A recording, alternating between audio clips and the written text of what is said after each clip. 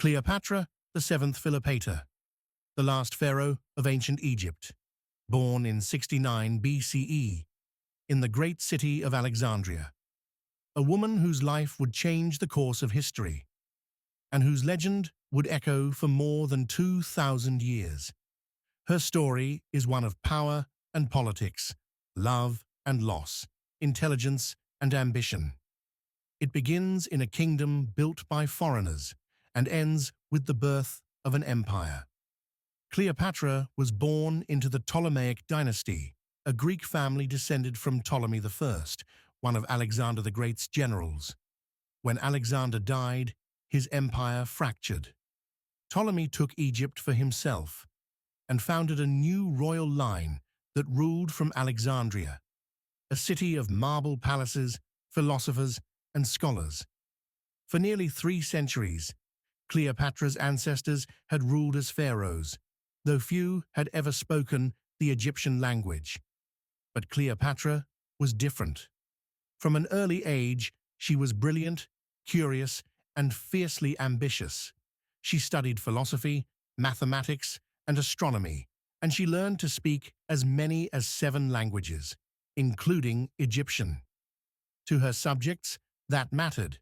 She was not just a foreign queen, she was one of them. Her father, Ptolemy XII, was known as the flute player. He loved luxury and music more than politics. His reign was marked by corruption and instability, and he spent much of his time trying to buy Rome's support to stay on the throne. When he died in 51 BCE, Cleopatra, only 18 years old, was crowned queen. By law, she was to rule alongside her 10-year-old brother, Ptolemy XIII, and even marry him, according to the traditions of the dynasty. But Cleopatra had no intention of sharing power. She dropped her brother's name from official documents and placed her own image alone on the kingdom's coins. Her boldness shocked the royal court and angered the advisors who controlled her young brother. Before long, a civil war erupted inside Egypt. Cleopatra was forced to flee the capital and escape to the deserts of Syria. She had lost her throne, but not her will to fight. While she planned her return, a new figure entered her story. Julius Caesar, the most powerful man in Rome, had arrived in Egypt in pursuit of his defeated rival, Pompey the Great. But when Caesar landed in Alexandria, he was presented with Pompey's severed head, a gruesome gift from Ptolemy's advisors meant to win his favor. Instead, Caesar was horrified.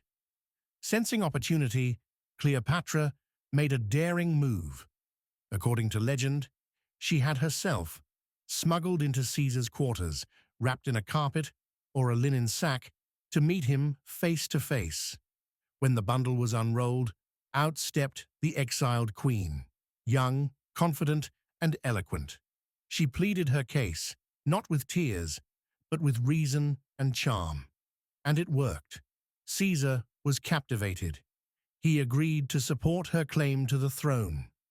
A brutal civil war followed between Cleopatra's forces and those loyal to her brother. After months of fighting through the streets of Alexandria, Ptolemy XIII drowned in the Nile while trying to flee. Cleopatra regained her crown. She was now sole ruler of Egypt, under Caesar's protection. Soon, their alliance became personal. Cleopatra and Caesar became lovers, and in 47 BCE, she gave birth to a son, whom she named Caesarion, Little Caesar. For Cleopatra, this child was more than a symbol of love. He was the future, a bridge between Egypt and Rome. Caesar invited her to Rome, where she arrived with great splendor. She lived in his villa, and her presence caused both fascination and scandal among the Romans. Here was a foreign queen, proud, intelligent, and unashamed of her power. But in 44 BCE, Caesar was assassinated. The dream of an Egyptian-Roman dynasty died with him. Cleopatra fled back to Alexandria with her son. Once again, She was alone, surrounded by enemies and uncertainty. In the years that followed, Rome fell into chaos. Two of Caesar's allies, Mark Antony and Octavian, divided control of the empire. Antony commanded the eastern provinces, and Cleopatra knew she would need his favor to secure Egypt's future.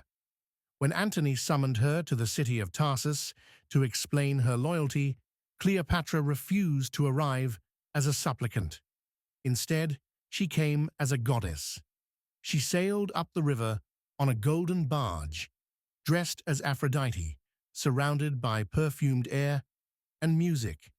The display stunned everyone, including Antony himself. He invited her to feast with him, but it was she who commanded the evening. Wit for wit, joke for joke, she matched him in charm and confidence. By the end of their meeting, the Roman general was hopelessly enchanted. Their political alliance soon became a romance. They spent the winter together in Alexandria, feasting, hunting, and ruling, side by side. Cleopatra bore him twins, Alexander Helios and Cleopatra Selene, and later a third child, Ptolemy Philadelphus, beside Antony's. But when the battle turned against them, she ordered a retreat. Antony followed, abandoning the fight. Their navy was destroyed. Their fate was sealed. Defeated and pursued, they returned to Egypt. Octavian's armies closed in. As the enemy entered Alexandria, Antony received false news that Cleopatra was dead. Grief-stricken, he fell on his sword. When Cleopatra found him dying, she carried him to her chambers, and he died in her arms. Now Cleopatra faced Octavian alone. She knew he planned to take her to Rome, displayed as a trophy in his victory parade. But the proud queen of Egypt would not be paraded in chains. According to ancient accounts, Cleopatra prepared a final act of defiance. She arranged for a basket of figs to be delivered to her chamber. Hidden inside was a small Egyptian cobra, the asp, sacred symbol of royalty and divine power. She reached into the basket, took the serpent, and allowed it to strike. Cleopatra died on August 10th, 30 BCE, at 39 years old. With her death, 3 centuries of Ptolemaic rule came to an end, and Egypt became a province of the Roman Empire. Her son, Caesarion, was captured and executed. The age of the pharaohs was over, yet Cleopatra's legend did not die. For centuries, poets, artists, and historians have reimagined her as a seductress, a schemer, a patriot, a goddess. But beyond the myth, she remains one of the most extraordinary leaders of the ancient world. She spoke to her people in their own tongue. She balanced diplomacy and power in a world ruled by men. She stood against Rome, not through brute force, but through intellect, courage, and determination. Cleopatra was not just a queen who loved 2 Roman generals. She was the last pharaoh of Egypt, the final guardian of a civilization that had endured for 3,000 years. And though her kingdom fell, her story endures, a reminder that even in the shadow of empires, one woman's will can shape history itself. If you enjoyed this video and want to explore more stories from the ancient world, make sure to leave a like and subscribe to the channel. We share new documentaries almost every day, from forgotten empires to the people who changed history. Thanks for watching, and we'll see you in the next one.